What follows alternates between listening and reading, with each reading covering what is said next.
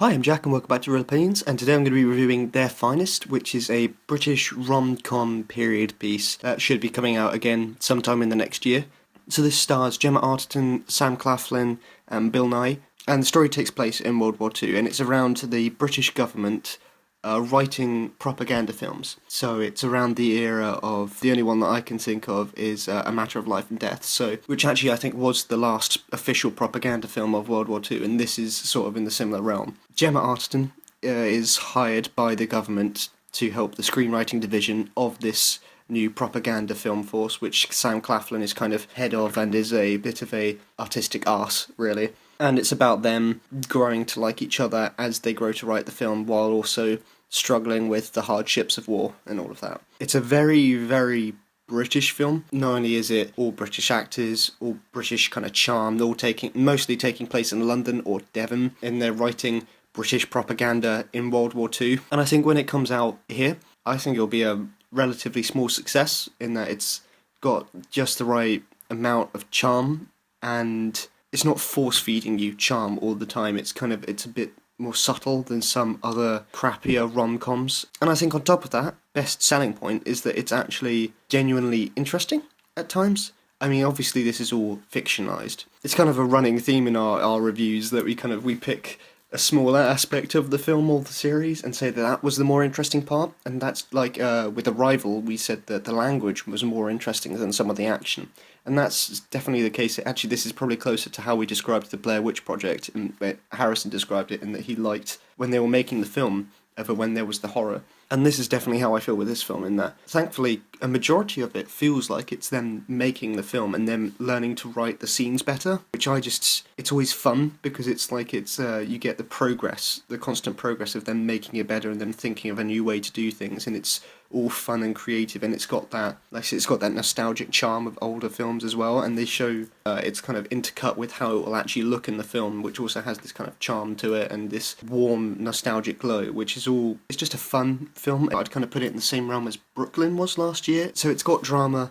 but it's not in your face about it. It's just kind of sweet story. It's got some fun aspects of it. The jokes are kind of funny. The characters are all likable and they have good chemistry, which I think is really important. But it's not aiming to be a sob story. It's not aiming to be a hard-hitting drama. It's almost, it sounds dismissive, but it's almost just like disposable, feel-good film entertainment. And I don't think there's anything wrong with that. Actually, while I say that it's not trying to make you burst out into tears, there are some sadder moments throughout the film that I think actually serves it quite well, in that it gives stakes almost to this film. Sure, it's just them making a creative film, but it's all about how this film's got to raise morale for people, and while it's not going to change the course of the war or anything like that, it's all about just making the people's lives at home just that bit less awful, really. And I think they do a good case of showing about how, even though you could say, well, these people are at home, they're not really going through the real hardships, they do a good case of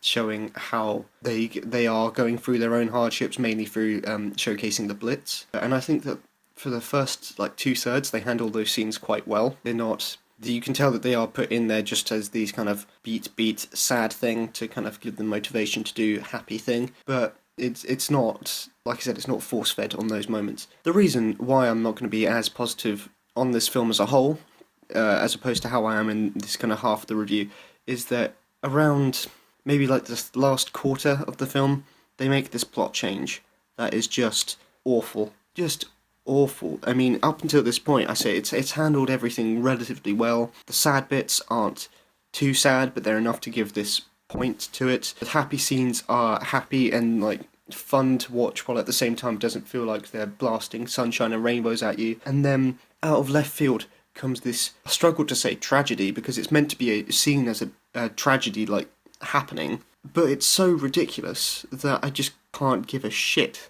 It's such a out of nowhere tonal shift, and it's such a stupid plot twist. It's not even a twist, it's calling it a twist it's such a stupid plot point, and it's out of nowhere, and it's completely unnecessary, and it just feels like some executive was reading this script and then got to it and then like finished it and said, but there's no dramatic ending to it, we need a dramatic ending to it, and then they shoved this in. first thing. It feels so unnecessary, so forced, and just, it's not, like I said, it's not force-fed on those moments. The reason why I'm not going to be as positive on this film as a whole, as opposed to how I am in this kind of half of the review, is that around maybe like the last quarter of the film, they make this plot change that is just awful. Just generally left it on a sour note, really. If it continued in the same way that it had, I would have recommended this just as a feel-good film. I still would recommend this as a feel-good film, and for some, that ending is not going to be a problem, but it's an ending that smacks of this new series of rom-coms where they feel like unless you come out of it with a overwhelmingly sad, in air quotes, moment, then it's not dramatic enough or something like that. Like there has to be some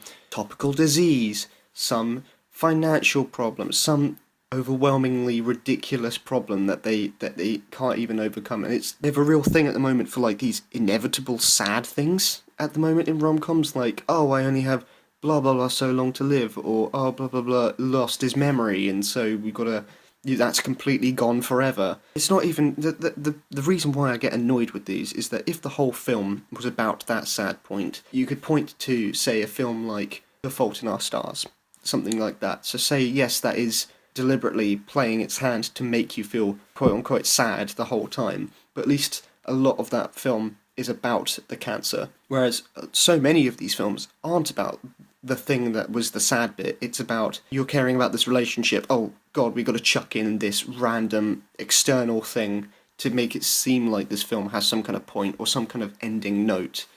Because you can't do happily ever after in the modern age, because people don't believe that, but they will believe people getting diseases left, right, and centre, and people. Ugh. This is kind of, the second half has turned more into a rant about the general state of rom-coms at the moment, but my point stands is that it's a trope of the modern era of rom-coms, and I really, really hate it because it's so cheap, and they're doing it to make themselves feel less so. And I haven't yet seen a case where I go, oh, that really worked. It just always leaves just a sour note, and it's unnecessary. Yeah, so that's my review of Their Finest. First 2/3/3/4 of the film. Again, I genuinely enjoyed. I wouldn't have said you have to rush out to the cinema to go see it, but if it's on a streaming service or something like that, and you just want to kind of not switch your brain off, but just get into a pleasant mood, I suppose that sounds like it's leading up to something, but it's perfectly adequate fun, and that ending was completely unneeded, and I think was detrimental to the entire experience of the film. Great. If you've managed to see the film already, just comment below. It's always good to have discussion. If not, when it eventually comes out, you can come back and tell me how I'm wrong. You can also follow us on social media, Twitter, Facebook, all of that. We've got the podcast. Yeah, that's just about everything. Thanks for watching.